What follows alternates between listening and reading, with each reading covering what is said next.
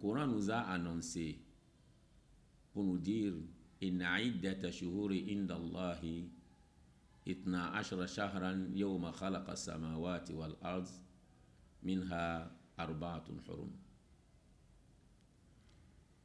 Et dit le nombre des mois auprès de moi, Allah subhanahu wa ta'ala, c'est 12. C'est-à-dire, c'est 12 mois qu'il existe. Et même mentionné chez moi dans mon livre là-bas. Et parmi ces 12 mois, nous avons 4 qui sont sacrés. Et ces 4 mois sacrés, nous avons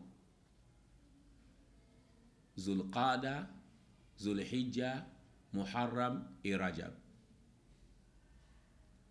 Et les mois sacrés, au fait, avant l'islam, les Arabes avaient l'habitude de faire la guerre entre eux.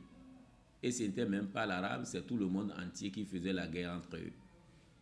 Mais les Arabes se sont entendus sur certains mois, qui sont les 4 mois, et ils les ont appelés mois sacrés, et que dans ces mois, c'est la paix.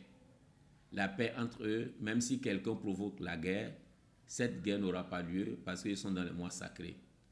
Ils ont respecté la dignité humaine, ils ont respecté le salut et la paix en ce moment. Et lorsque l'islam est arrivé à renforcer cette divinité, cette adoration, cette pratique, et pour la rendre comme une religion que nous devons adopter ou respecter. Alors ces 4 mois, il nous a été demandé de multiplier les efforts parce que les bonnes actions sont multipliées en ce mois. Et ainsi que si les péchés, si quelqu'un le fait, c'est multiplié. C'est pourquoi le Coran nous a interpellés. Ne vous faites pas du mal dans ce mois.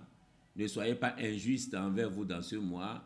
Être injuste en ce mois, c'est de faire de mauvaises choses ou de mauvaises actions.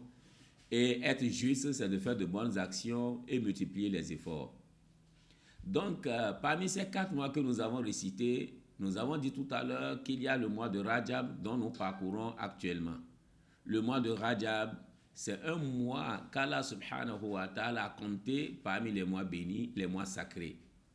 Et ce mois sacré nous demande beaucoup d'efforts, d'adoration, d'invocation, de rappel à Allah subhanahu wa ta'ala pour que nous soyons parmi ceux qui vont bénéficier des récompenses, des bénédictions existantes dans ce mois.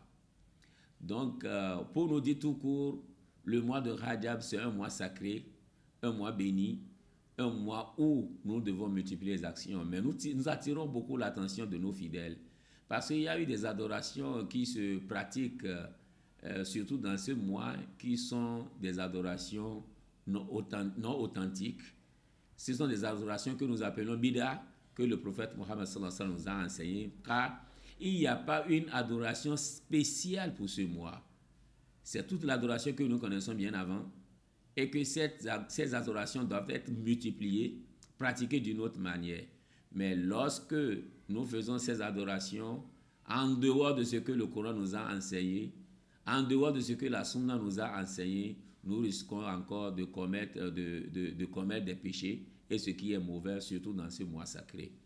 Donc, c'est pourquoi nous attirons l'attention de tous les fidèles musulmans de ne pas se paresser dans ce mois sacré et de multiplier les efforts pour que les bonnes actions soient multipliées et qu'Allah nous guide sur le droit chemin.